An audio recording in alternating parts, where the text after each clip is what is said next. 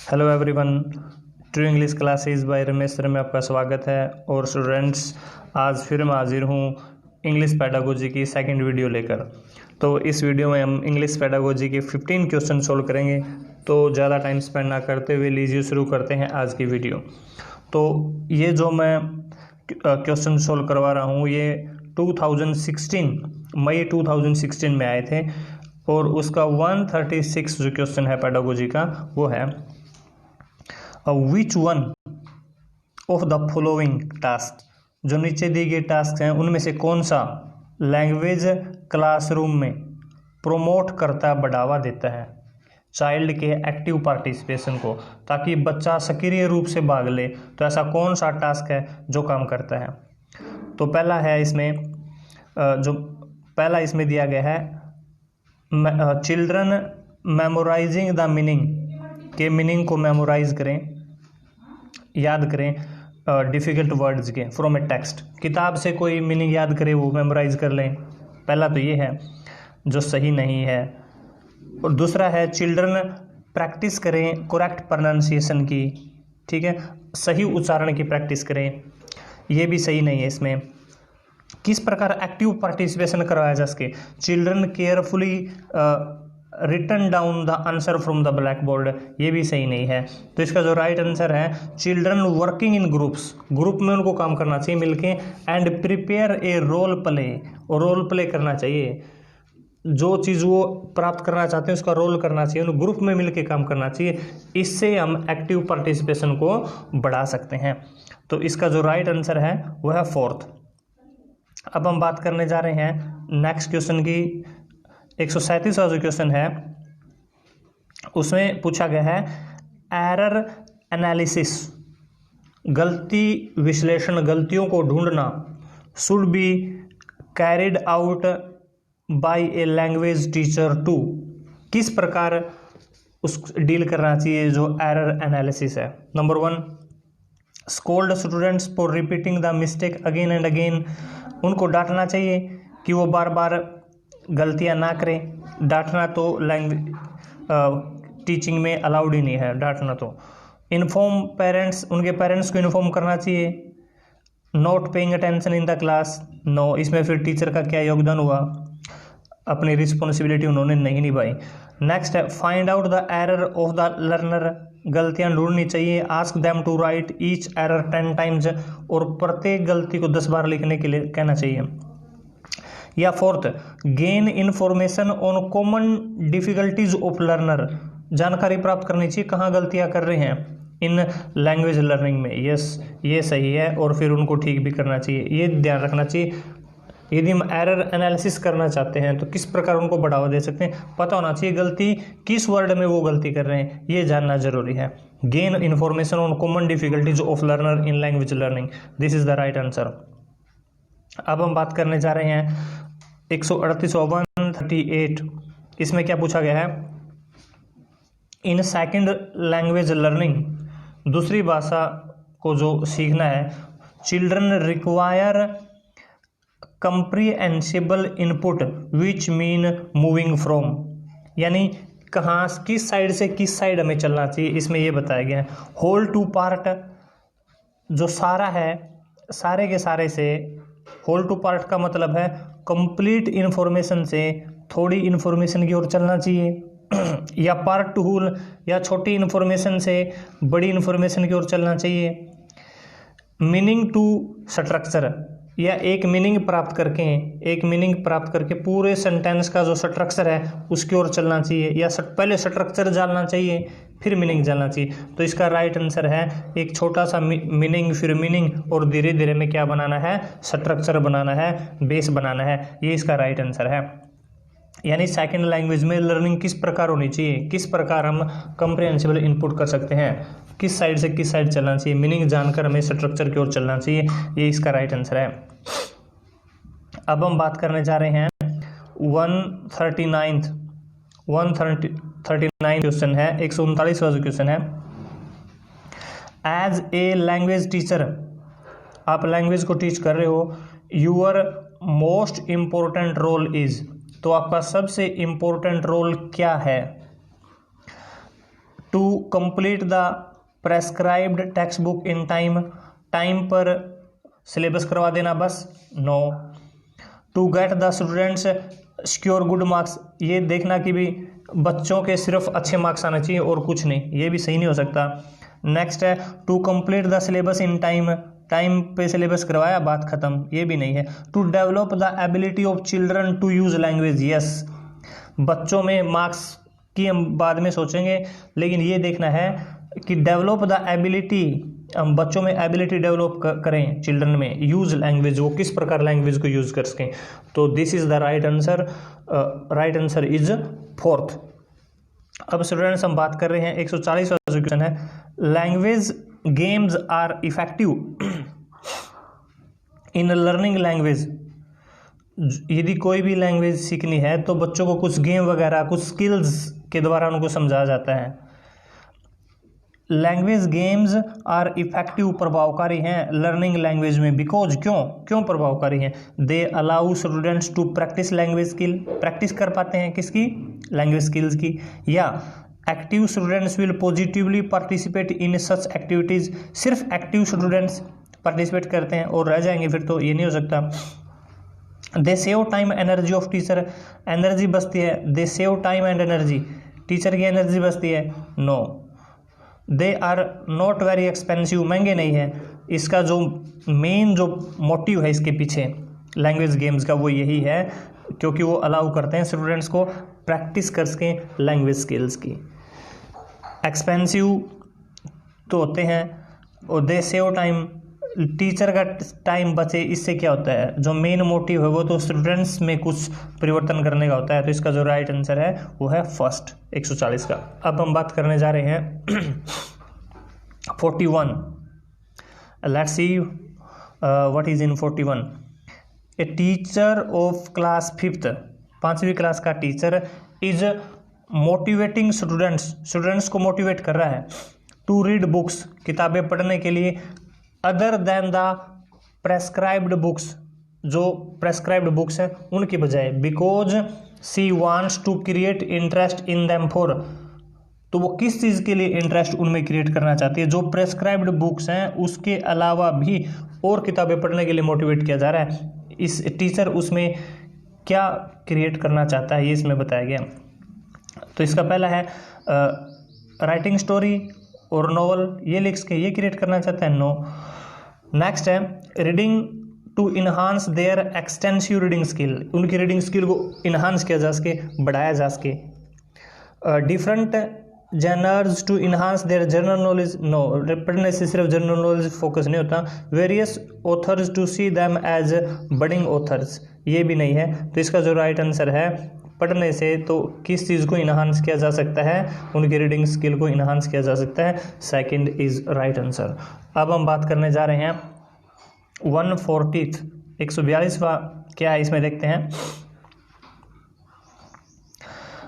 That children learn language as a reaction to their parents reinforcement is suggested by which theory of language development, ये बात कौन सी theory में बताई गई है, कौन सी थ्योरी के द्वारा ये सुझाव दिया गया है। चिल्ड्रन लर्न लैंग्वेज के बच्चा एक भाषा को सीखता है एक रिएक्शन के तौर पर, प्रतिक्रिया के तौर पर, और वो प्रतिक्रिया किसकी तरफ से आती है, किसकी प्रतिक्रिया, पेरेंट्स रेनफोर्समेंट। ये बात is suggested by which theory of language development, कौन सी थ्योरी में ये बात कही गई है, तो ये कही गई है बिहेवियरिस्ट, बिहेव से रिलेटेड जो है, क्योंकि ये चीज़ किस बच्चा रिएक्ट करता है, किसी ने कुछ कहा उसके प्रति रिएक्ट करता है, तो ये किस में शामिल है, बिहेवियर में शामिल है। तो इसका जो राइट आंसर है वो है 3। अब हम बात करने जा रहे हैं 143। इन ए कंस्ट्रक्टिविस्ट क्लासरूम लैंग्वेज, कंस्ट्रक्टिविस्ट आपको पता होना चाहिए क्या होता है। कंस्ट्रक्टिविस्ट होता है पहले बच्चे को फ्री छोड़ दिया जाए कुछ करने के लिए, और फिर ये देखो वो गलतियां क्या कर रहा है, तो उन गलतियों को धीरे धीरे सुधार भी करना, धीरे धीरे उसमें निर्माण उसका करना, that is called constructivist classroom language. Learning would most importantly be based on, तो ऐसे रूम में जो लर्निंग है वो किस चीज़ के ऊपर बेस होती है हमने बताना है। तो डिटेल्ड असेसमेंट पे, डिटेल्ड असेसमेंट ऑफ इंडिविजुअल या स्टूडेंट्स प्रीवियस नॉलेज, या फिर carefully teaching of text book, या moving from simple to difficult. तो उसमें पहले फ्री छोड़ दिया जाता है, तो उसका जो प्रीवियस नॉलेज है उसके ऊपर डिपेंड करते हैं। इसका जो राइट आंसर है वो है सेकंड। अब हम बात करने जा रहे हैं 144। As per official language act 1963 which article of Indian constitution gives English the status of associate official. Most important question, ये आपने याद रखना है स्टूडेंट्स, मोस्ट इंपॉर्टेंट क्वेश्चन है, यहाँ हम लिख देते हैं, it's very important. Official language के तौर पर ऑफिशियल लैंग्वेज एक्ट है जो 1963 का, कौन सा आर्टिकल है इंडियन कॉन्स्टिट्यूशन संविधान का, इंग्लिश को जो स्टेटस देता है, किस चीज़ का स्टेटस देता है, एसोसिएट ऑफिशियल लैंग्वेज का। तो ये पूछा जा सकता है, इसका आपने याद रखना है आर्टिकल 343। आर्टिकल 343 है जो इंग्लिश को एसोसिएट ऑफिशियल लैंग्वेज का, एसोसिएट ऑफिशियल लैंग्वेज मानता है। तो आपने ये ध्यान रखना है, और कौन सा एक्ट है वो 1963। मोस्ट इंपॉर्टेंट क्वेश्चन है जो आपने याद रखना है। अब हम बात करने जा रहे हैं इसमें 145वां 145। Let's see what is 145। तो इसमें कहा गया है Rajesh, a teacher of class 7th organised an inter class extempore speech competition उसने किया। Which one of the following parameter is least important in assessing extempore? तो कौन कौन से हैं, इनमें से कौन कौन सी चीज़ है जो लिस्ट इंपॉर्टेंट है, जिनका बड़ा कम महत्व है, इन चारों में से ये बताना है। स्पीच कंपटीशन में इनमें से कौन सी चीज़ है जिसका सबसे कम महत्व है। एक्यूरेसी एंड फ्लुएंसी होनी चाहिए, कोहिरेंस ऑफ आइडियाज़, आइडिया तो होने चाहिए बिल्कुल भी, कॉन्फिडेंस, बच्चे में कॉन्फिडेंस भी होना चाहिए जो speech, personality doesn't matter.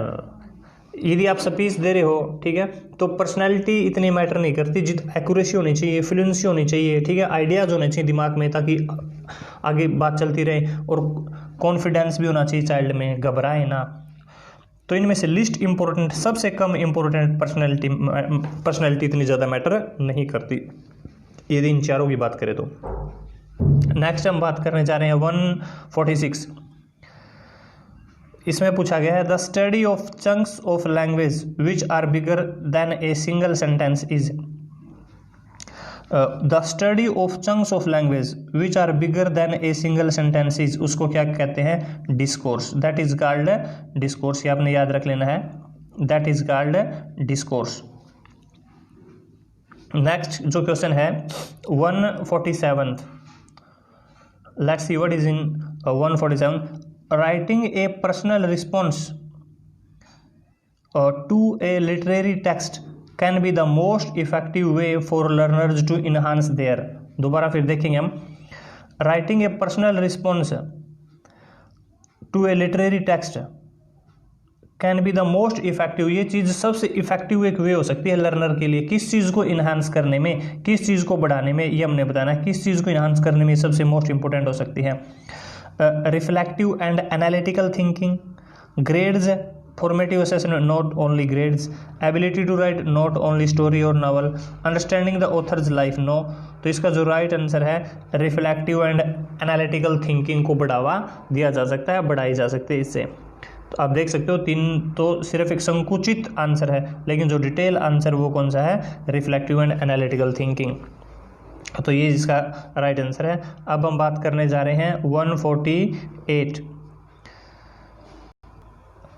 A teacher of class 7th asks students to write an article on pollution, pollution पर आर्टिकल लिखने के लिए कहता है वो। इन अवर सिटीज़, जो हमारी सिटीज़ में बढ़ रहा है। सी आस्क्ड स्टूडेंट से कहती है to brainstorm ideas on pollution in cities, बढ़िया बढ़िया आइडियाज़ ले आने हैं।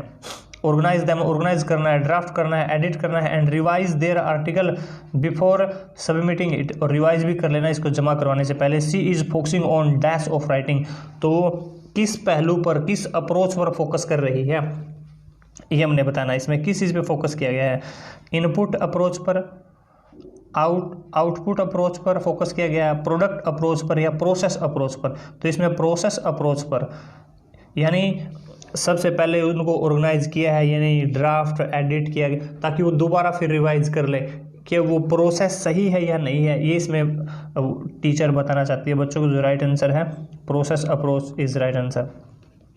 नेक्स्ट है rubric in statement is A. तो ये रूब्रिक क्या है, जो नीचे की दी गई स्टेटमेंट है उनमें से record of students performance, background abilities को कहा जाता है? नो, ये इसका आंसर नहीं हो सकता, इसको नहीं कहा गया है। Sort of learning difficulty face by child, जो समस्याएं बच्चे द्वारा फेस की जाती हैं उनको भी रूब्रिक नहीं कहा जाता। रूब्रिक इन असेसमेंट क्या होता है ये बताना है। Set of fill in blanks having every 5th 7th word as a blank, no. तो राइट आंसर है, इसको आप दोबारा, इंपॉर्टेंट है, ध्यान से देखें। सेट ऑफ गाइडलाइंस, रूब्रिक क्या होता है, एक सेट है किसका, गाइडलाइंस का। किसके लिए गाइडलाइंस? मेजरिंग लर्नर अचीवमेंट्स, ताकि मापा जा सके, जांचा जा सके बच्चे की अचीवमेंट्स को, उपलब्धियों को, that is called rubric. Assessment में रूब्रिक क्या होती है ये आप ध्यान से देखें। Set of guidelines for measuring learner achievements, जो सीखने वाला है सेट ऑफ गाइडलाइंस है उसकी अचीवमेंट्स को मेजर करने के लिए, ये आपने ध्यान देना इसमें। तो इसका जो 15th क्वेश्चन है 150, टोटल 15 क्वेश्चन हो जाएंगे फिर। Which one of the following is most important in helping learner with learning difficulties. Which one of the following, जो नीचे दिए गए हैं उनमें से मोस्ट इंपॉर्टेंट क्या है इन हेल्पिंग लर्नर, ताकि लर्नर की हेल्प की जा सके। और किस चीज़ में हेल्प की जा सके? विद लर्निंग डिफिकल्टी, जो लर्न करते समय जो समस्याएं उनके सामने आती हैं उनसे निकलने में सहायता की जा सके। तो सब the teacher should provide home tuition, no, tuition not allowed. Teacher should ignore such learner, ignore कर ही नहीं सकते। The teacher would give a lot of correction work to be completed at home, correction work की भी ठीक करना है घर पे। तो इसका जो राइट आंसर है teacher should design various learning activities, काफ़ी लर्निंग एक्टिविटीज डिजाइन करनी चाहिए in a meaningful real life situation में वो काम आ सकें। This is a right answer. तो स्टूडेंट्स ये 15 क्वेश्चन थे रिलेटेड टू इंग्लिश पेडागोजी, और कई बच्चों ने डिमांड की थी कि सर इंग्लिश पेडागोजी के लिए हमें ज़्यादा क्लासेस प्रोवाइड नहीं हो रही हैं, तो ये इंग्लिश पेडागोजी सीटेट की जो एक क्लास मैंने प्रोवाइड की है, और मैं आशा करता हूँ आपको अच्छी लगी होगी। और स्टूडेंट्स यदि अच्छी लगे तो चैनल को सब्सक्राइब जरूर कीजिएगा, बेल आइकन को प्रेस कीजिएगा, शेयर और कमेंट भी कीजिएगा। Thank you, good bye.